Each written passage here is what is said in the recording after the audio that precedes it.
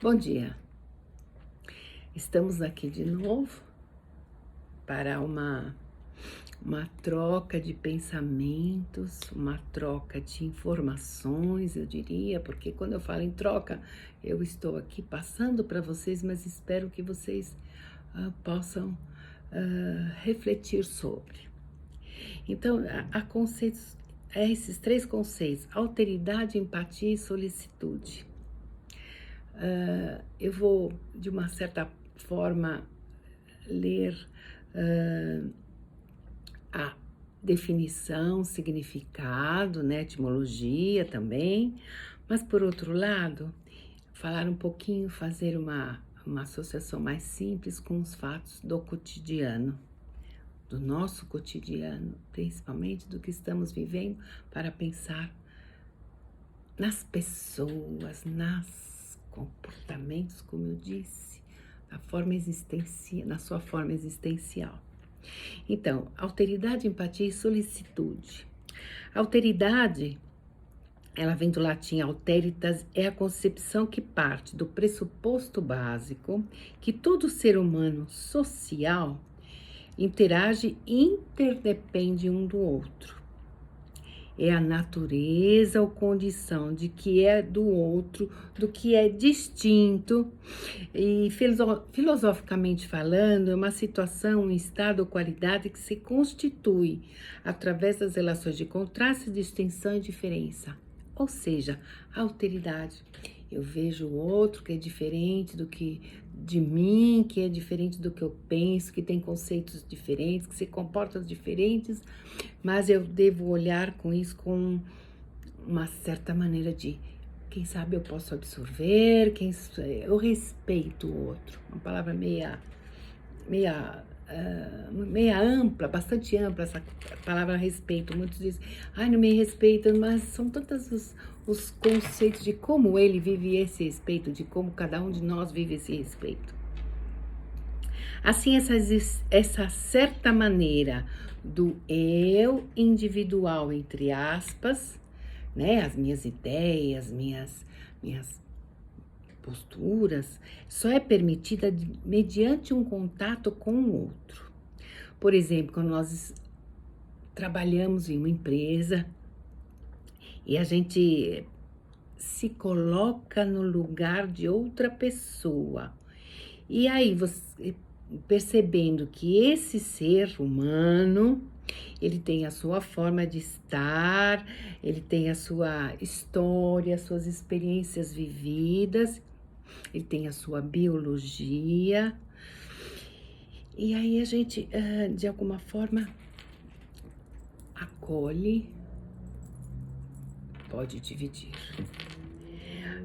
Na prática, poderia ser uma prática, é uma prática necessária, mas talvez de um modo ideológico, no dia a dia, numa empresa, se puder ouvir essa alteridade, respeitar o outro, abarcar as ideias, trocar, como seria muito bom.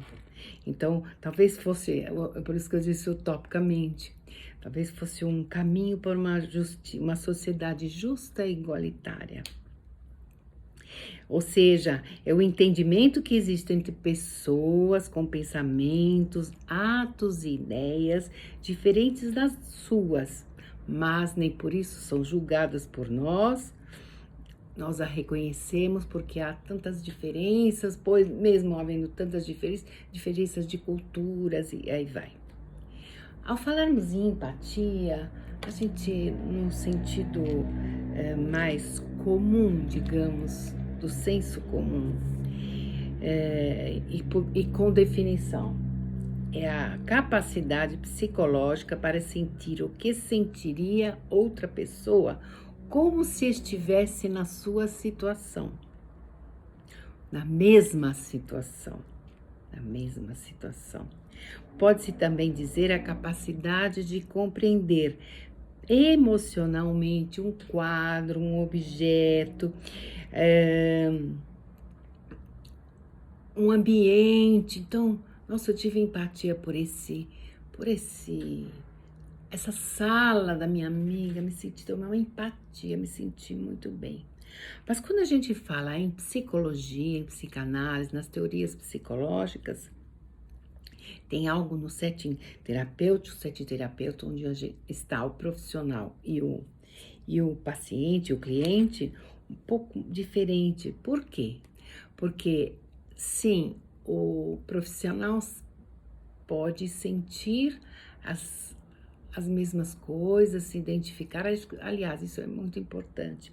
Porém, com a sua habilidade para compreender de uma forma diferente, de uma escuta diferente, escutar esses sentimentos, esses desejos, ideias e as ações de cada pessoa que está ali na nossa frente, nós temos uma empatia de escutar aquele outro, temos um jeito de escutar aquele outro, mas aquele julgar, aquele crítica, aquele já análise à frente, nosso, não deve existir.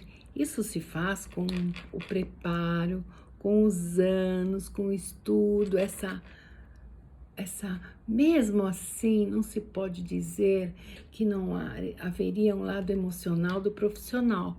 Claro, às vezes pega até mais, mas sempre um cuidado para uma separação.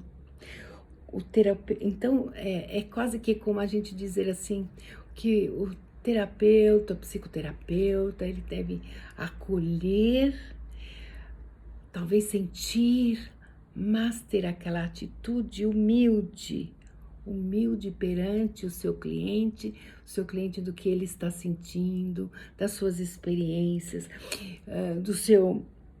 ter uma atitude de humildade.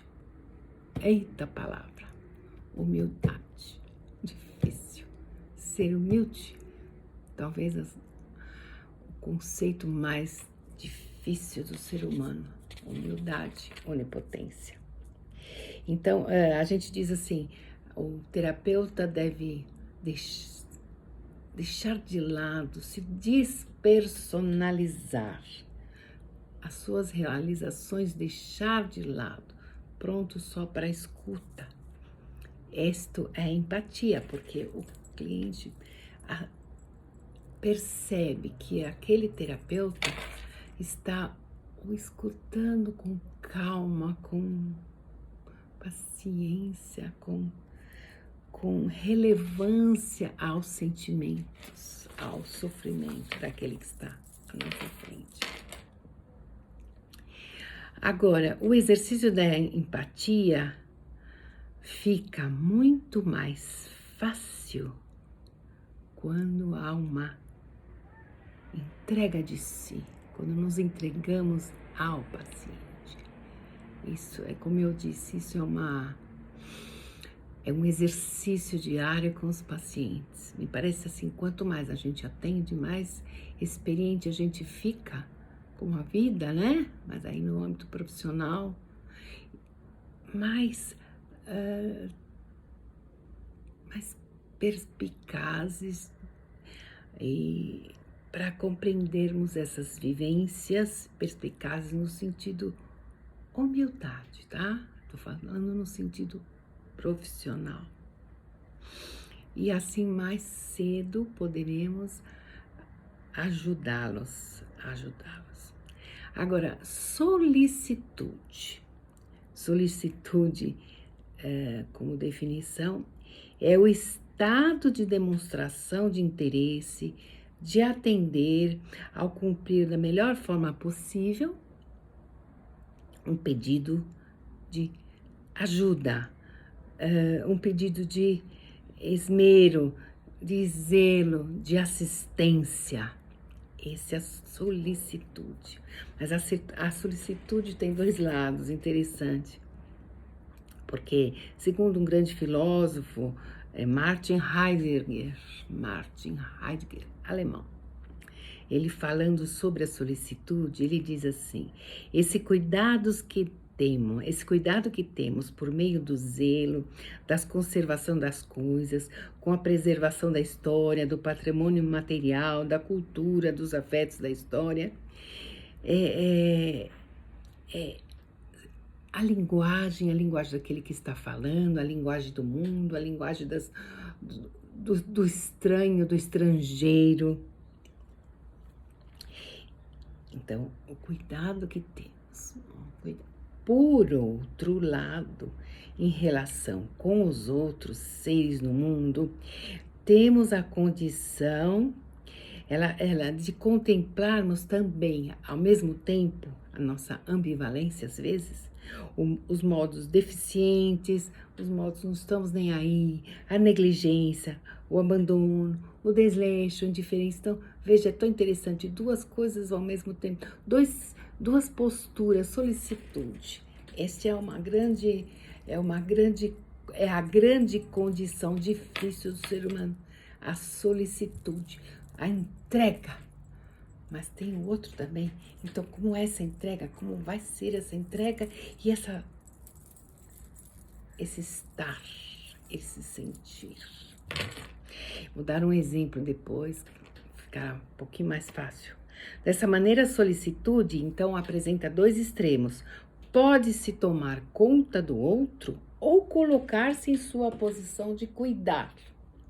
Pode-se colocar na posição do outro, ou então eu cuido da sua posição, cuido. Na expressão do filósofo, pode-se tomar conta, entre aspas, ou saltar sobre o outro. Assim, nós seres humanos, com o mundo e suas intervenções em nosso psicológico, nossa história, nossas experiências, nossos cotidianos, mantém os dois extremos de solicitude. Aquele que salta sobre o outro e o domina, e aquele que salta diante do outro e o liberta. Veja que interessante. Quando ele fala aqui, a gente vai dar um exemplo que na semana passada também eu dei. E aquele que salta diante do outro o liberta. Ou seja, não sei se vocês lembram aquela questão do vaso que eu dei como exemplo, copiado de uma colega. Nós temos aqui um vazio, como se fosse um vaso vazio. O outro, a mesma coisa. Se nós pegarmos essa nossa água e jogarmos simbolicamente, e jogarmos e pudermos dar a esse outro que está ao nosso lado, e ele também ter essa mesma atitude, como será enriquecedor, libertador. Um vaso vazio, o nosso vazio, demos para o outro e o outro nos dá também. E aí, isto tudo, como não será libertador, a liberdade que sempre procuramos, com responsabilidade, como diz, né? Com a filosofia, que a liberdade é tão interessante, ela nos solta, mas também nos oprime, me dá cercas, nos cerceia. Mas se isso for nosso, se essas for tudo sempre nosso descoberta, como será tão interessante? Assim, homens e mulheres, nos homens e nas mulheres há essa implicação. De todo, Feliz Natal a todos.